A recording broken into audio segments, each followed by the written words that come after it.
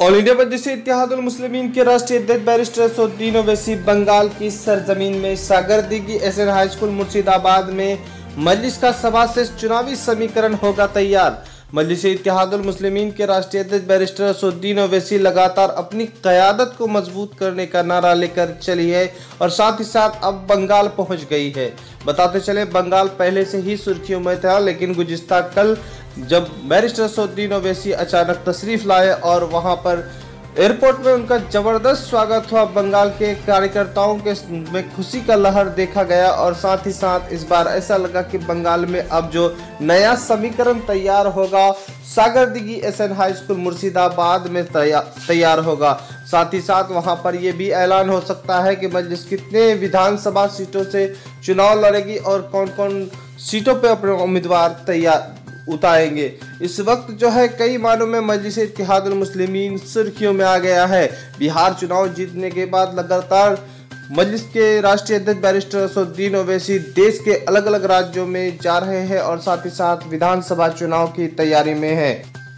भले ही नगर चुनावों से उनका पार्टी शुरुआत कर रहा हो, लेकिन निशाना विधानसभा और लोकसभा पर है और साथ ही साथ इस वक्त जो है विधानसभा तमिलनाडु में चुनाव लड़ रहा है। तमिलनाडु के 3 सीटों पे विधानसभा में अपने प्रत्याशी उतारा है और तीनों सीट पर दावा ठोक रही है। चुनाव प्रचार गुज़िश्ता कई दिन पर लगातार वहां पर चुनाव प्रचार किया और साथ ही साथ अब बंगाल पहुंच गए हैं।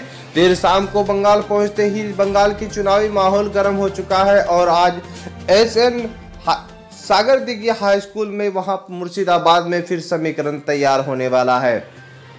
मजलिस के राष्ट्रीय अध्यक्ष बैरिस्टर असदुद्दीन ओवैसी बंगाल पहुंचने के बाद ही अब विपक्ष के खेमे में खलबली समझ गया है। इस वक्त जो है मजलिस शुरुआती से ही बंगाल में तरह तरह के मजलिस पर आरोप लगे हैं, लेकिन इस दफा बेबुनियाद आरोपों को खारिज करते हुए दिखाई दे रहा है।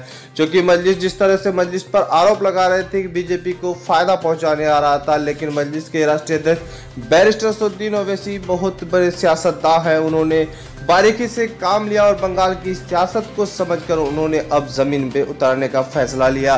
चूंकि दूसरा और तीसरे चौथे चरण तक उन्होंने कुछ ही बताने से इनकार किया, आखिरी चरणों में अपने उम्मीदवार उतारेंगे। अब ये देखना है कि वहां पर जो है मुस्लिम मतदाताओं को इस बार जो है मजलिस इत्तेहादुल मुस्लिमीन को सपोर्ट करती है या नहीं। फिलहाल जिस तरह से देर शाम को वो पहुंचे और वहां पर जिस तरह से उत्साह का माहौल देखा जा रहा है, खासतौर पर मजलिस के कार्यकर्ताओं का जोरदार स्वागत किया, ऐसा लग रहा है कि बंगाल में बड़ी कामयाबी का संकेत दिख रहा है। इस तरह से बैरिस्टर असदुद्दीन ओवैसी साहब बंगाल में एंट्री किए हैं। लोगों की इतनी हुजूम है और लोगों की तादाद को देखकर ऐसा लग रहा है कि मजलिस के बहुत ही ज्यादा चाहने वाले हैं, लोग उनको रिसीव करने के लिए आए हैं।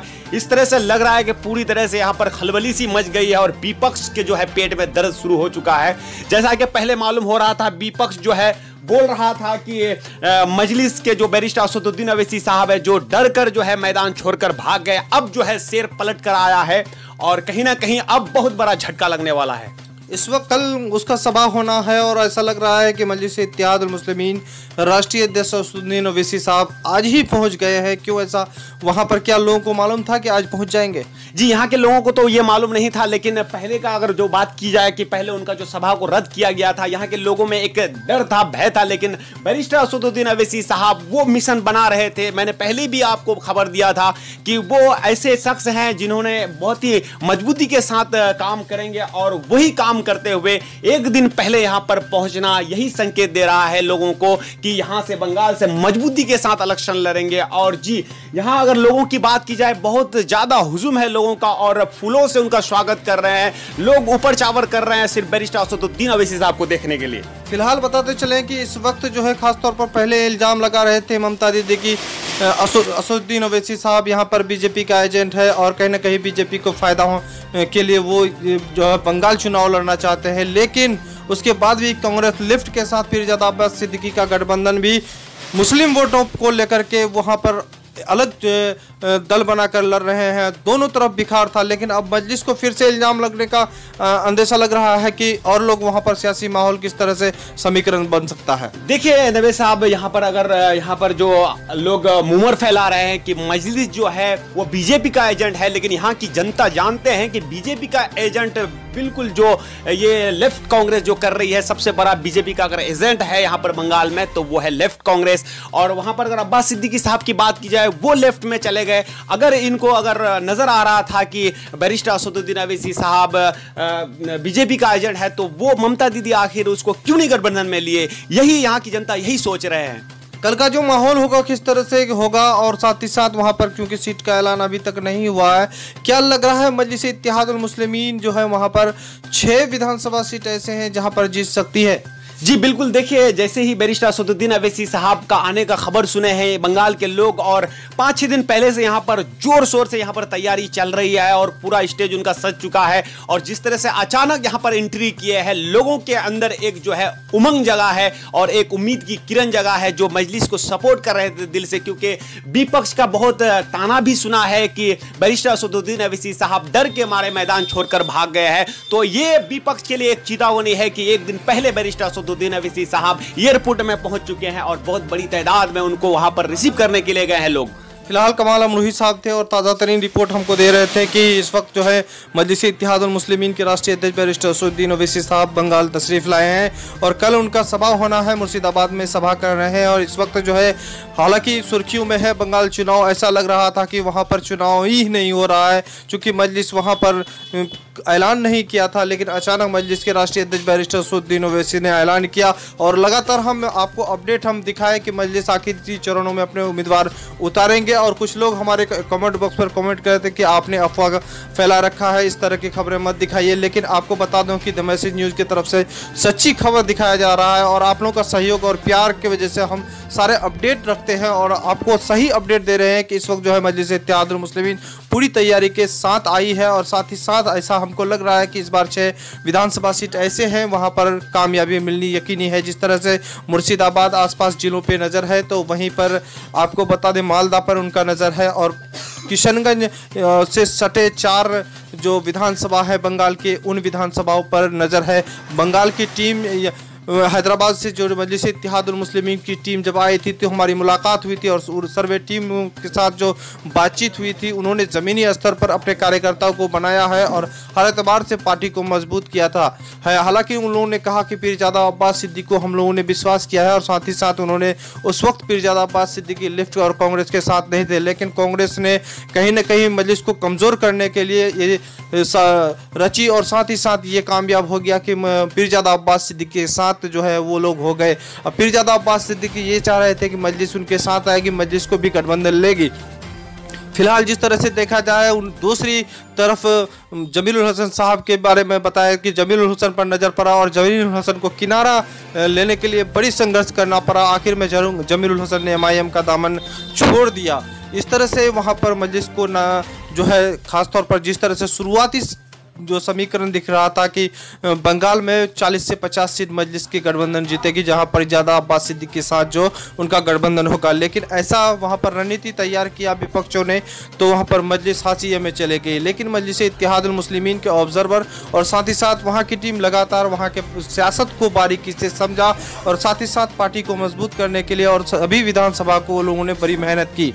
हालांकि उन्होंने जानकारी दिया कि उन लोगों का 23 विधानसभाओं पर उन लोगों का सर्वे टीम उतारा था और 23 विधानसभा बहुत जो है जल्दीबाजी में किया और साथ ही साथ उसमें 13 विधानसभा ऐसा है जो ऐसा संकेत मिल रहा है कि बैरिस्टर असदुद्दीन अवैसी साहब कल वह प्रेस कॉन्फ्रेंस में मीडिया को बताएंगे। फिलहाल जो है 13 विधानसभा में अब वहां पर संकेत मिल रहा है कि 6 विधानसभा इस वक्त जो है मजलिस पर काफ़ी नज़र है और फोकस भी है और 6 विधानसभा मजलिस कामयाबी मिलने का भरपूर उम्मीद है। फिलहाल हम नेक्स्ट अपडेट के साथ जाएंगे। इस वक्त जो है बंगाल के साथ साथ तमिलनाडु विधानसभा चुनाव प्रचार समाप्त हो रहा है और साथ ही साथ मजलिस इत्तेहादुल मुस्लिमीन के राष्ट्रीय अध्यक्ष बैरिस्टर असदुद्दीन अवैसी साहब कई दिनों से लगातार तमिलनाडु में चुनाव प्रचार किए। गुज़िश्ता कल उन्होंने कई रैली में भी हिस्सा लिया और साथ ही साथ वहां पर 3 उम्मीदवार मजलिस के मैदान में है, तीनों जीत का दावा कर रहे हैं। और साथ ही साथ इस बार जो वहां पर उलमाओं के साथ भी बैठक की और कई जगह उन्होंने बैठक कर ये संकेत दिया कि इस बार जो है मजलिस को तमिलनाडु में खाता खोलना है। देश भर की सियासी इस वक्त माहौल गर्म है और इस सियासत में उत्तर प्रदेश में जिला पंचायत है तो बिहार में भी पंचायत चुनाव है। बंगाल का सियासी माहौल कल बदलने वाला है और साथ ही साथ मजलिस-ए-इत्तेहादुल मुस्लिमीन को लेकर बंगाल शुरू से ही सुर्खियों में रहा है। इस वक्त जो है मजलिस-ए-इत्तेहादुल मुस्लिमीन का वहां पर अपने उम्मीदवारों का घोषणा करना है और कितने सीटों पे करना है उनका भी तय होना है। अब कल के सभा से ही वहां पर समीकरण में कुछ बदलाव आएंगे, क्योंकि मजलिस-ए-इत्तेहादुल मुस्लिमीन को जिस तरह से वहां पर एंट्री होने से रोक रहा था, आपको हम खुलासा कर दें कि ये रणनीति और ये बड़ी साजिश थी कि मजलिस-ए-इत्तेहादुल मुस्लिमीन के साथ जो हो रहा था, आखिर मजलिस के राष्ट्रीय अध्यक्ष बैरिस्टर असदुद्दीन ओवैसी ने कोई रणनीति निकाली और साथ ही साथ वहां पर ऐलान करा। अब बताते चलें कि शुरुआती दिनों में मजलिस काफ़ी सुर्खियों में आ गई थी। पीरजादा अब्बास सिद्दीकी के फुरफुरा शरीफ पहुंचे और उनसे मिलना देश भर में सुर्खियों में था। ये सभी लोग भली भांति जान रहे थे कि मजलिस-ए-इत्तेहादुल मुस्लिमीन के ISF यानी पीरजादा अब्बास सिद्दीकी के साथ इस बार गठबंधन हो रहा है। हालांकि बैरिस्टर असदुद्दीन ओवैसी साहब उस वक्त ये बताए थे कि पीरजादा अब्बास सिद्दीकी पर नेतृत्व में हम चुनाव लड़ेंगे और ये जो कहेंगे वही हम करेंगे, लेकिन ऐसा नहीं हुआ। साथ ही साथ वहाँ एक बहुत बड़ा गेम प्लान हुआ, जो गेम प्लान इन दिनों लोगों की जुबान पर चल रहा है, जहां कांग्रेस और लेफ्ट ने वहां पर मजलिस-ए-इत्तेहादुल मुस्लिमीन को कमज़ोर करने के लिए पीरजादा अब्बास सिद्दीकी को शामिल किया, तो वहीं मजलिस-ए-इत्तेहादुल मुस्लिमीन को गठबंधन में शामिल करने का संकेत नहीं दिखा। हालांकि सोशल मीडिया में शुरू से ही लोग ये देख रहे थे कि मजलिस का गठबंधन ममता दीदी के साथ होगा, लेकिन ममता दीदी शुरू से ही मजलिस के मुखालिफ रही और साथ ही साथ शुरू से ही असदुद्दीन ओवैसी साहब को बीजेपी का एजेंट और तरह तरह के इल्जाम लगाते रहे।